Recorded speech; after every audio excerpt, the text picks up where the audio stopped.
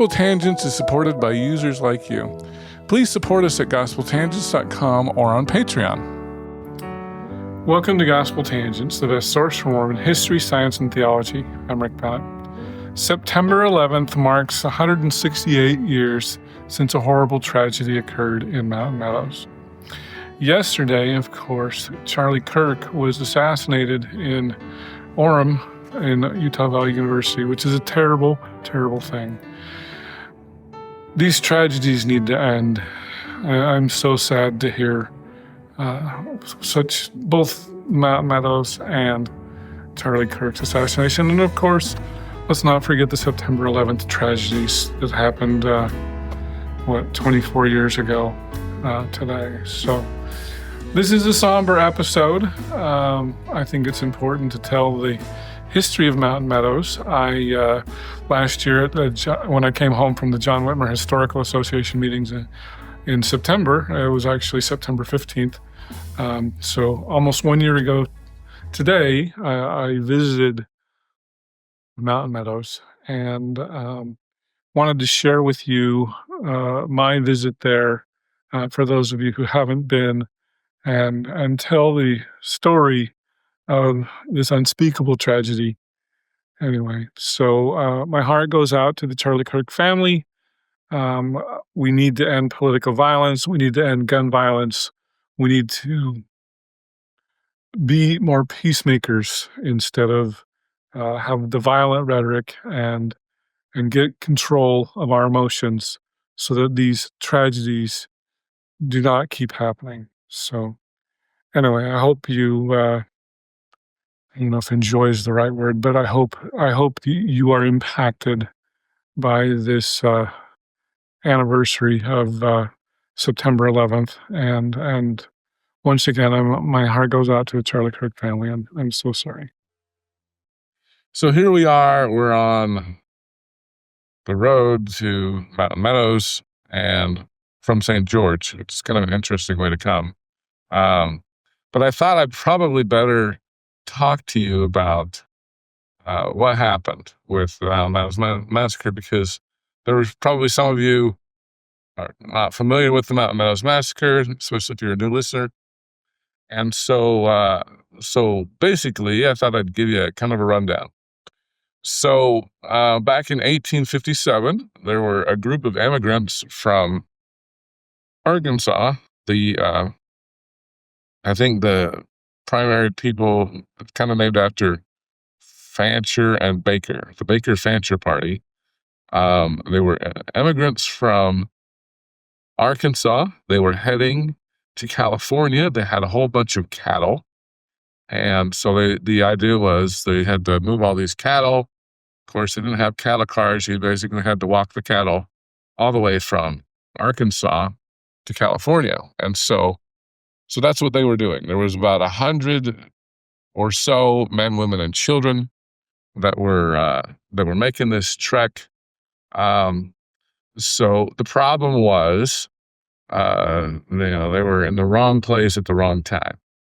So in 1857, there were reports that Utah was in rebellion, and basically Brigham Young, who had previously been governor, but he had served his time, and the federal government had installed a new governor, which I could remember the name, but I don't. And basically, the Utah ran him out and said, he's not Mormon, we don't like him, get him out of here. And so Utah was considered in rebellion by President James Buchanan. And so he sent the U.S. Army to put down the quote-unquote Mormon rebellion. So Mormons were on edge. A lot of this had to do with polygamy. And Mormons had already previously been run out of Kirtland, been run out of Missouri, been run out of Nauvoo, and so the Mormons were like, we're done. We're not being run out again. And so at any rate, so the Fanchers were definitely here, wrong place, wrong time. Brigham Young, due to the war preparations, had directed Mormons to not sell anything because we needed the supplies for ourselves. So imagine, in our modern day, you don't have enough gas to drive from Arkansas to California. You buy gas along the way, and you buy flour and food and whatever along the way. That's what the Arkansas immigrants were doing. And so Brigham Young said, "Well, they're not Mormons. We're not going to sell them any supplies." And imagine how upset you would be if you go to a gas station. I'm not going to sell you any gas, and I'm not going to sell you any food. You'd be pretty upset. So that's probably what happened. In addition, Brigham Young. So this was a major route of immigration for the Western United States, was to come through Utah, and so Brigham Young had warned the federal government, "Hey, if you are going to attack the Mormons, I'm not going to protect the road of immigration, and I don't want to let the Indians attack the people." When in reality, so Brigham Young was like, "Hey, it might be dangerous in Utah because I'm not going to protect the roads or whatever." He'd actually told the Indians that it was okay to steal from any immigrants, and so that was the first part. So at any rate, the Arkansas, the Baker Fancher Party had like a lot of cattle, like 100 head of cattle or something. I don't know, a lot of cattle. And so they're grazing along the way. Mormons aren't selling them any supplies. And, so they're probably upset. So they're coming down from northern Utah and southern Utah on their way to Nevada. And I believe it was on September 7th, they had camped at Mountain Meadows, and the Mormons had enlisted the Indians to kind of raid the cattle. And unfortunately, a Mormon, so the Fancher Baker Party had people on lookout for Indians or any other shenanigans. And in the dark, a Mormon tripped over a Fancher person because he didn't see him because it was dark. And then, kind of a scuffle ensued, and the Mormons shot and killed one of the immigrants, and the other one got away, I think, if I remember right. I have to watch my Barbara Jones Brown, Richard Turley, and Will Bagley interviews. They're awesome. For more details, I'm just trying to give you a quick summary as we're driving along here to Mountain Meadows. So at any rate, so the siege actually started on, I want to say it was a Monday, if I remember right, September 7th.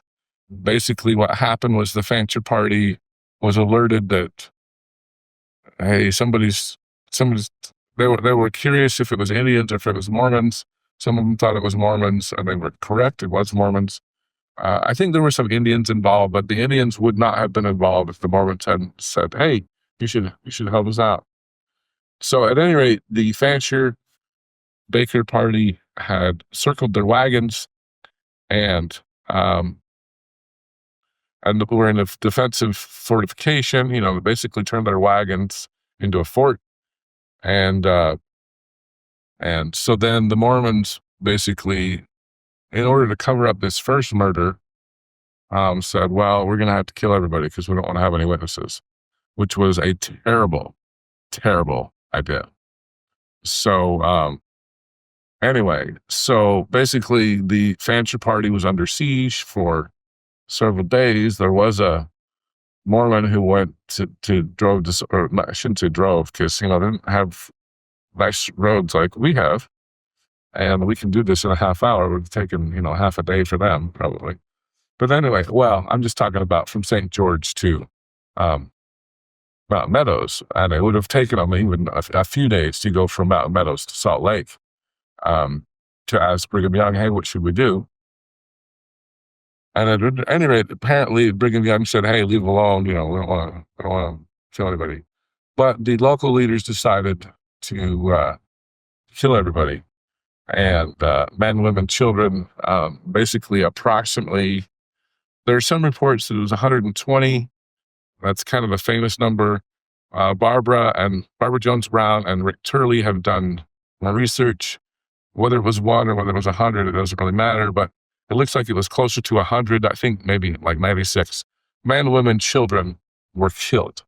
And it's terrible. And we're going to see a list of names of people that we know on the monument up here.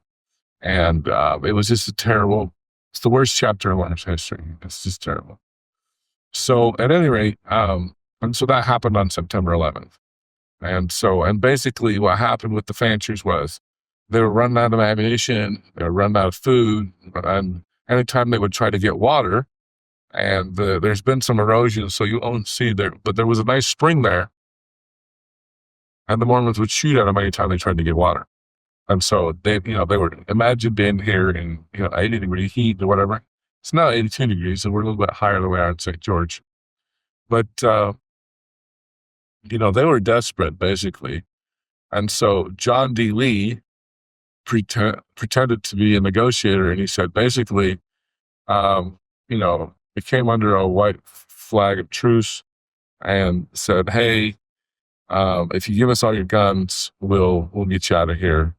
And reluctantly, I mean, they didn't really have many options because they run out of ammunition, they run out of food, it's hot, dry, they're thirsty, injured.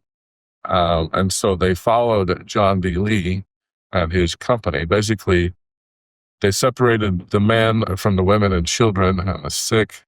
So there's like several, that's why there's 3 different monuments. And so anyway, there was a signal given, which I believe the signal was halt. And I think, if I remember right, halt, do your duty or something. And so every Mormon man with a gun turned and shot. I guess there was a few people that didn't do this, but plan was every Mormon man was going to escort Fancher Baker land, and they said, halt, do your duty. And then the Mormon man shot the Fancher man next to him. And then they went after the women and children too, because they didn't want to have any witnesses. Now, there were 17 children who survived the massacre because basically they were believed to be too young to tell tales. So they were really small children for the most part. Although there were babies in mothers' arms that were killed, I think, probably not intentionally, but just, crossfire, collateral damage kind of thing. And so it's just a terrible, terrible, terrible chapter in Mormon history. And anyway, so back, 10 years ago or so, the LDS Church purchased the land and applied to the federal government to make it a federal monument, protected status. We talked about that with Rick Turley and Barbara Brown about their efforts to do that. And so it's now a National Historic Landmark. And apparently this weekend, I didn't go because I went to Short Creek, but they had both. And so John D. Lee, he's kind of the scapegoat of all. And watching my interview with Rick and Barbara about their latest book, which actually I'll announce this, just won Best Book of 2023 with the John Whitmer Historical Association. Congratulations, Rick and Barbara. Well deserved. It was a fantastic book. I mean, it's a tough subject, but it was well deserved. And so they go into way more details than I'm going to go into here, but I'm just kind of giving you a broad overview. Anyway, John D. Lee was the only person convicted. He was not the only one guilty. Barbara and Rick say William Haight, or the Isaac Haight, William Dane are some other people, and there's others. But anyway, John D. Lee was the only one convicted. There's some really interesting photographs of him sitting on his coffin, because we're going to drive through Beaver later today, and that's where he was tried. But he's one of the only people, because of his part in the massacre, that actually brought him back to Mountain Meadows. And there's a picture of him sitting on his coffin before the execution. And oh, it's crazy. I'll see if I can have that in here. And then they've got some like action drawings of him being shot and falling in his coffin. It's crazy. They've got some photographs too. But anyway, really, really interesting. And so he was executed at the site of the massacre, or one of the sites, because I guess there's kind of 3 sites. But at any rate, so that's kind of the gruesome, awful story. There's more to it, but I'm not going to try to tell the whole story here. But, this is the road. Oh, I will say this. Since we're coming from St. George, there's a early Mormon leader, Jacob Hamblin, that's his name. Too many Williams, Jacobs, and Josephs in our church. But anyway, Jacob Hamblin, he was the Indian agent. He was actually up in Salt Lake when the massacre occurred. He was giving another poor wife from Brigham Young, I believe, if I remember that right. And but he was one of the people that came from St. George to bury the bodies, and it was just awful. It was so an awful thing. But anyway, so he's kind of part of the story. So this would have probably been, and we're just going through Vale now.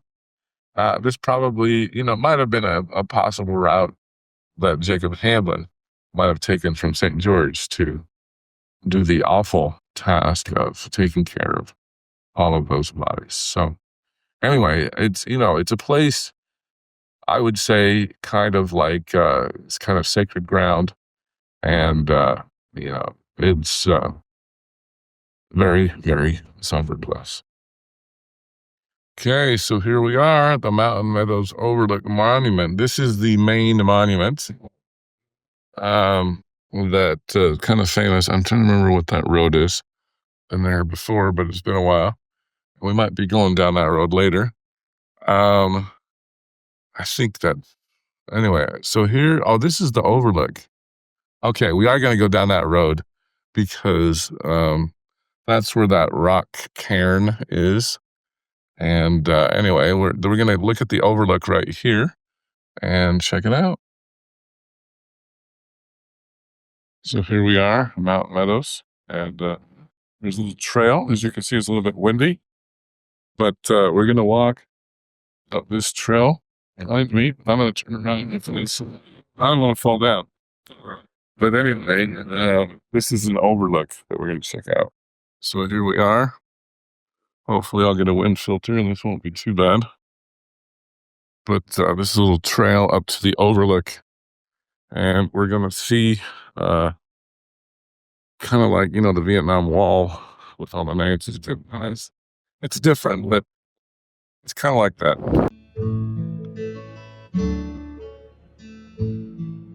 So here we are. This is kind of the wall I was talking about with the names of those people who perished on that terrible day in September.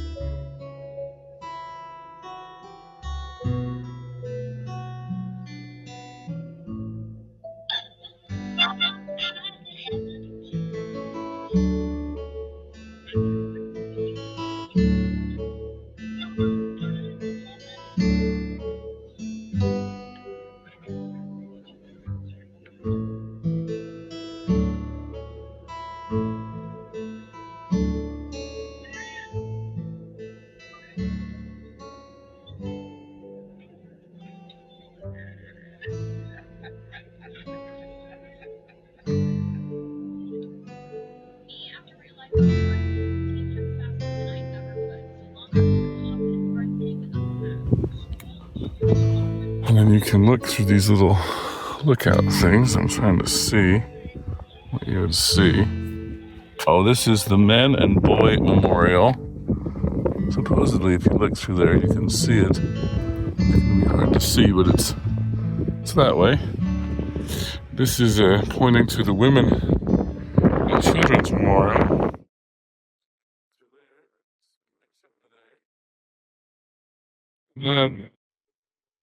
Oh, the wind. Got the Mountain Massacre site. You can see it over here. This is the emigration campsite.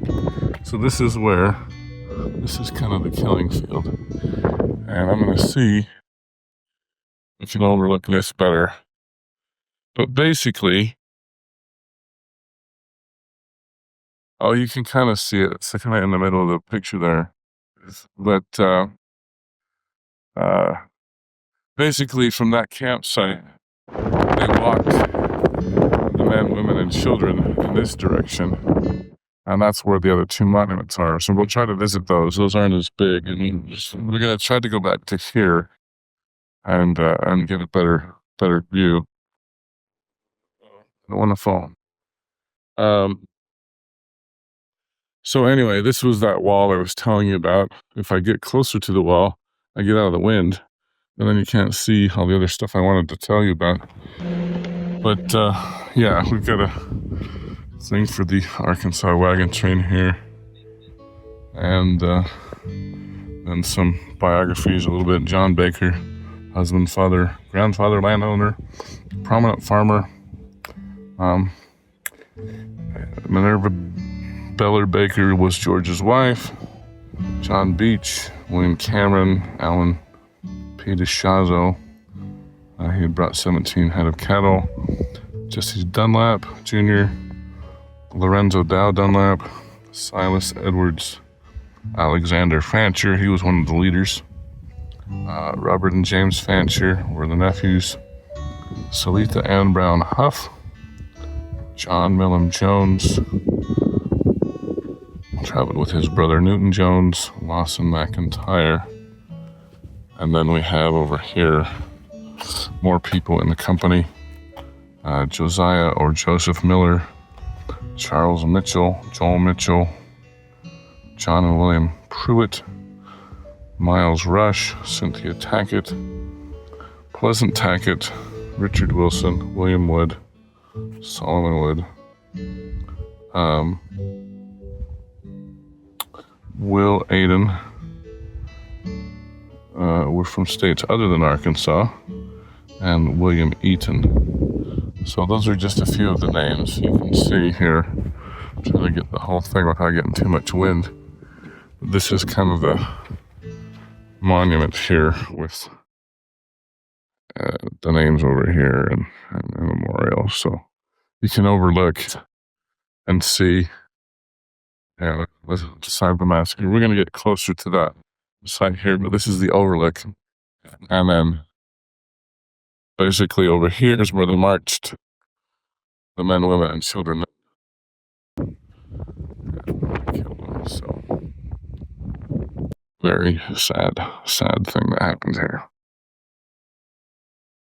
So yeah, there we are. We are here. Overlook Memorial. That's what we just saw. We're going to be going to the gravesite memorial here shortly. These are the other two that we're going to have to drive to.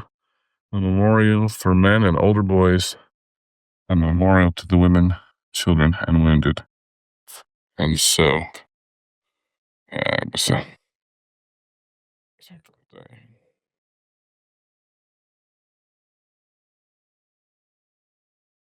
okay, so we just came down from the parking lot and we're going down that dirt road I told you. I didn't know. It says it's a mile, so I guess I'm going to get my steps in today.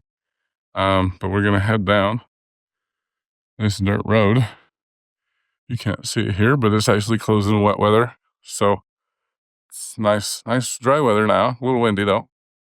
Yeah, I chickened out and I decided to drive instead of walk because it's a little bit of a thing. But you can see there, I believe that's, we'll look at the flags here. Plus it's less windy in my car. But that's the monument. And you see a little dirt parking lot here. And I believe that's an Arkansas flag, if I remember right. We're going to go check it out. So here we are at the Mountain Meadows Massacre graveyard site. So you can see that rabbit living there. We've got a nice little sign here that tells us a little bit more, as well as the statement, Leaders of the Church of Jesus Christ of Latter-day Saints. So it was dedicated September 11th, 1999. And then Henry Eyring gave a statement of regret on September 11th, 2007. So come along with me as we go down to this marker here. You can see here we are crossing a little bridge. From what I understand, this is the Mountain Meadow little stream. This is where, well, it's not much water in it right now, you can see. But this is why they came here with their cattle, was to get water and everything. The interesting thing that I understand is you can see how low the water is now. They've actually had to build a bridge, but these used to be on the same level as where the monument is. So there's been a lot of erosion in the last 160 years, and so the little stream down there is a lot much lower than it was when the Fanchers and Bakers were here. And so that's kind of interesting. As we walk along this little path, you can see the rock cairn up there.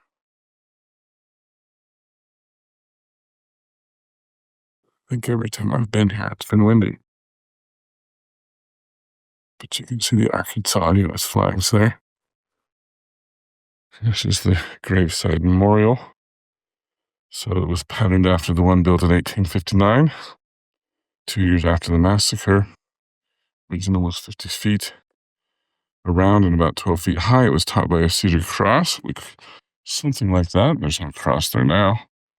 But this is where Richard and Barbara get their title of their book, Vengeance is Mine, and I Will Repay, saith the Lord. So, anyway, this was erected by the U.S. Army soldiers to mark where they had buried bones of 34 members of its raid.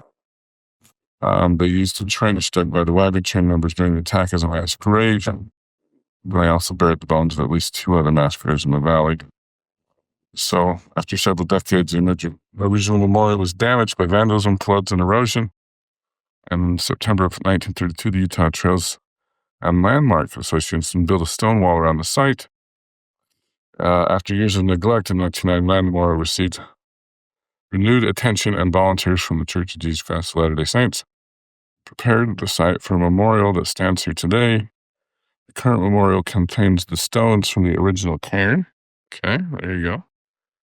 And in the process of constructing the current memorial, with the stone wall by 29 persons, these bones were reinterred in a crypt now marked by an engraved granite paver inside the northeast corner of the stone wall surrounding the cairn. Relatives of the victims wrapped the bones in beautiful hand-woven shrouds and encased them in oak ossuaries.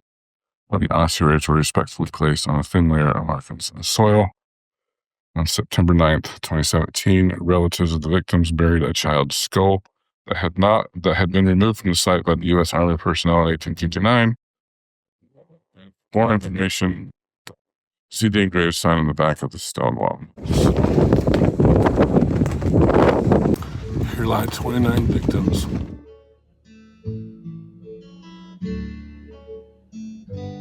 Of the Mountain Meadows Massacre.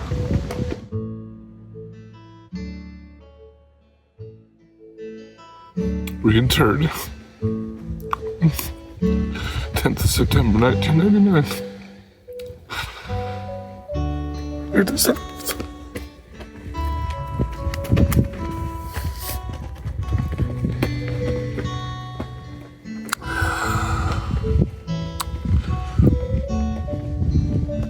Here lies the skull of a child victim of the Mountain Meadows Massacre.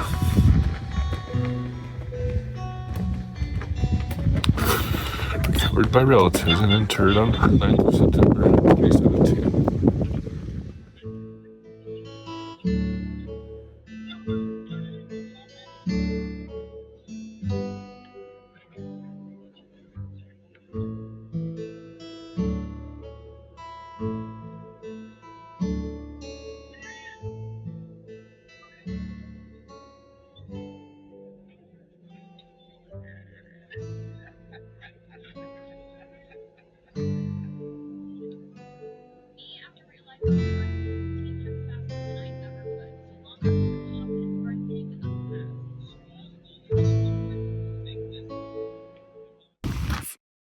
here we are. I'm walking backwards, so I hope I don't fall.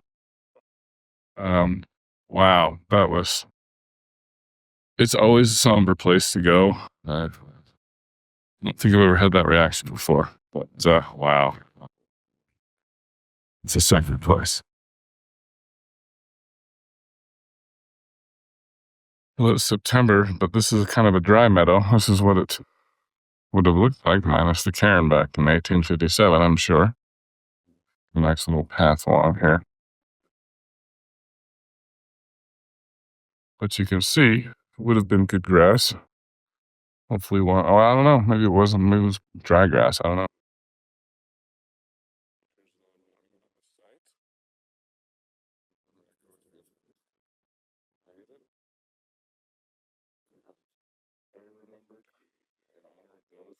In this field, they were innocent and died in unjust attacks that began on September 7th, 1857. They were defending their friends and families who buried them before leaving protection of their camp. To the other victims of the Mountain Meadows Massacre and blind unknown names, rest in peace.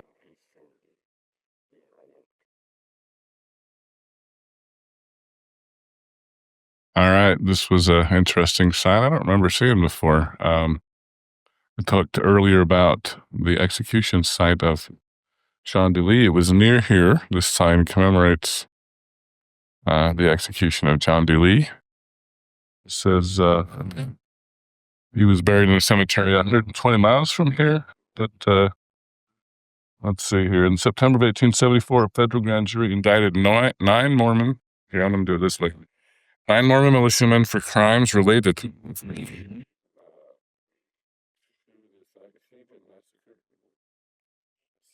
a man immediately went into hiding as fugitives from justice. About 50 other militiamen were involved in the massacre, along with an unknown number of Paiute Indians. Only John DeLee was brought to trial and executed. On March 23, 1877, almost 20 years after the massacre, federal officials took Lee to the scene of the crimes. Not far from this very spot, he was executed by firing squad. He's buried in a cemetery 120 miles from here. Just for reference, you can see the flags behind me where we just were, where the rock cairn is. So,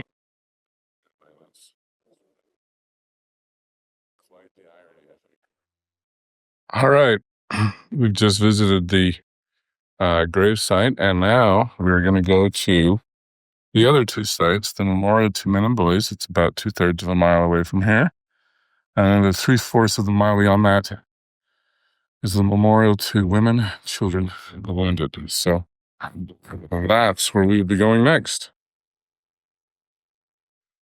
All right, here is the next monument. You can see this one's a little bit more a smaller monument. We're going to check it out.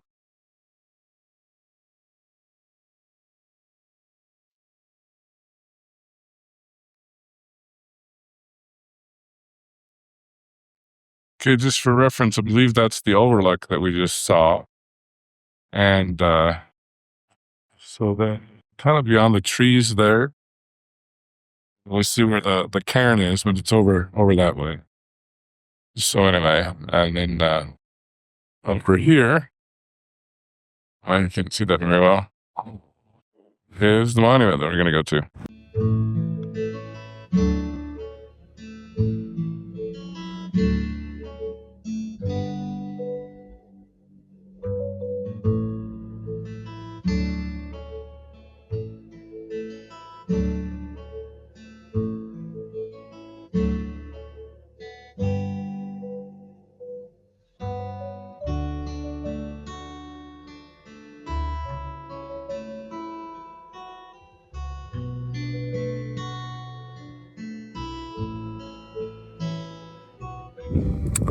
Never to be forgotten, in memory of the emigrant men and boys from Arkansas massacred here in Mountain Meadows on September 11th, 1857. Their lives were taken prematurely and wrongly by Mormon militiamen in one of the most tragic episodes in Western American history. May we forever forever remember and honor those buried in this valley. May we never forget this tragedy, but learn from the past.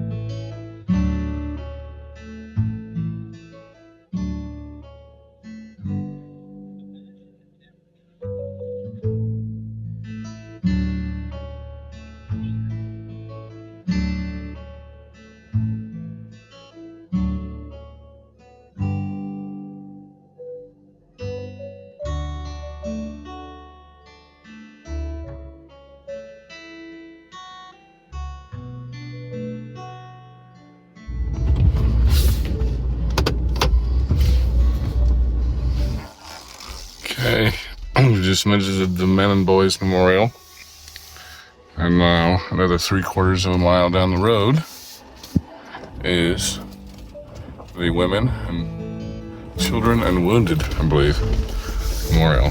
So we're going to take a left here at the stop sign.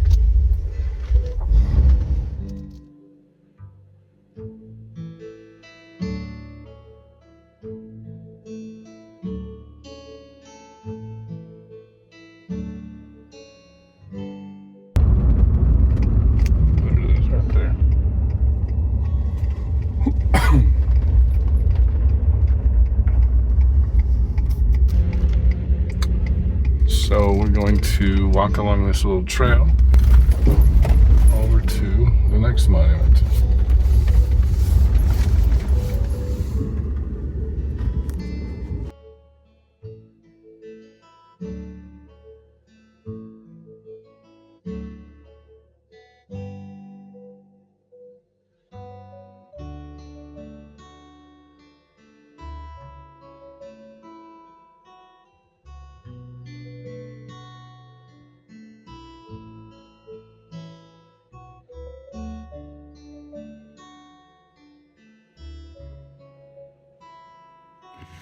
Okay, here we are at the Women and Children Memorial in honored remembrance. May we forever remember the women, children, and wounded who died near here on September 11th, 1857, as part of the Mountain Meadows Massacre. They were killed without just cause. Most lie in unmarked graves somewhere in this valley. Only 17 small children survived. They were later reunited with their extended families in Arkansas.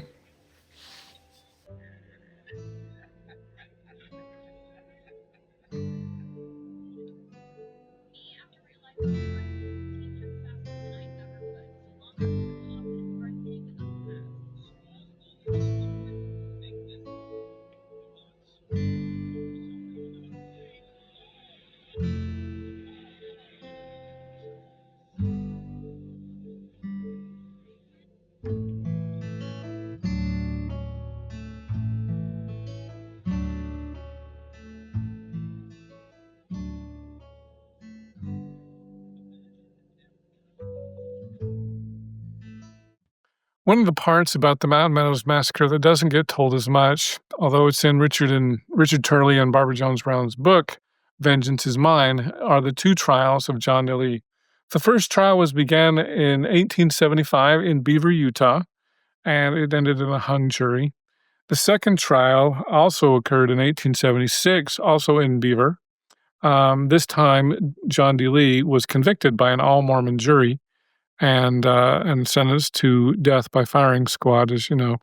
And that was done at Mountain Meadows. One of the first times and only times, I think, in U.S. history in which a perpetrator was taken back to the scene of the crime, essentially. So John was the only one sentenced, the only one convicted of the massacre, although there were attempts to do others. But at any rate, I thought it would be interesting, since Beaver's on the way back to Lehigh, where I'm going. So it's in between Mountain Meadows and the Provo area. That I thought it would be fun to go and see the courthouse where John D. Lee may have been tried. And so come along with me. All right. So we're probably, I would say, I'm guessing, about 45 minutes from Mountain Meadows. I think I'm almost to Cedar City. I'm not exactly sure. But this is probably more of the kind of trail that the Fancher party would have traveled. I always thought it was I-15, but it was probably more out here, a little bit farther away from the mountains. We got mountains on both sides here.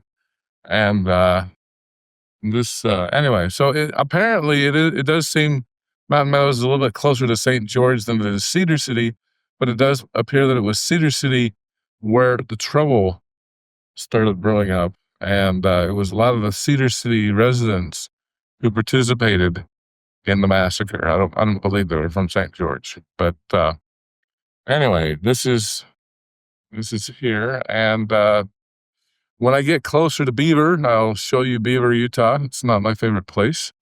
I hate to admit this, but I've been in 2 car accidents in Beaver, and so I don't like Beaver. I'm sure John DeLeet doesn't like Beaver even more, because that's where he was convicted and tried in two trials. First one was a hung jury. The second one was he was convicted. So anyway, so that's part of the story as well. And it's probably, I don't know how far away it is from Cedar City. It's probably by car, a couple hours, I would guess. All right. So I think we're about 20 minutes north of Cedar City right now. You just saw the sign to Parowan, which I believe is this next exit here. If my memory is good, which it may or may not be, but I believe that some of the militia may have come from Parowan, which, as you can see, you take a right, and I don't know what that is. I'm not super familiar with Parowan other than the minor role that it might have played.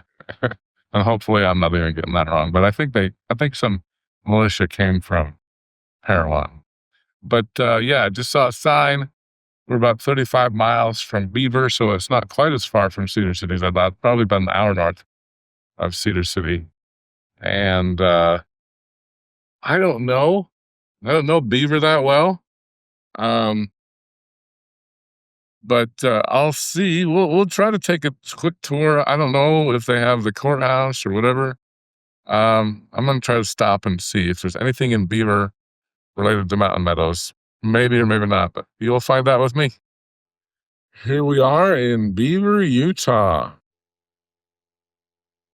And, I turned off my thing. Hopefully it's going to tell me where to go. And I can't remember. I think I want to go to the right, though.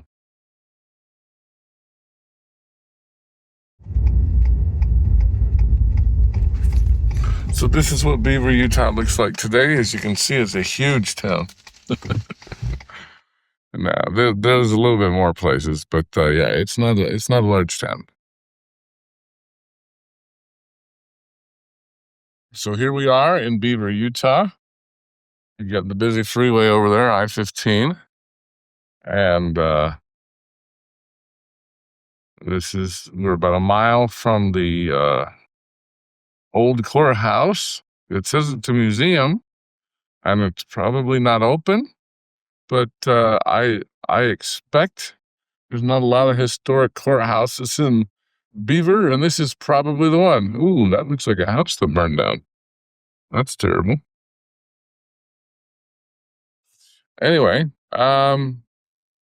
so yeah, this is a little sleepy town of Beaver, Utah.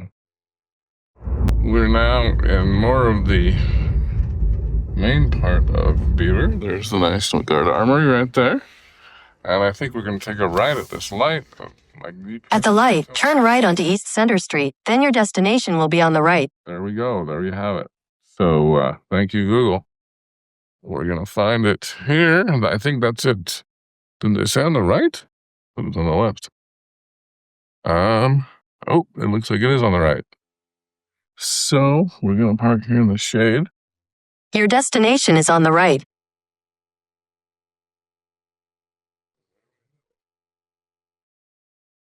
here we are at the Beaver Old Historic Courthouse. There's a couple of statues over there. I don't know what they're about. You're going to find out with me.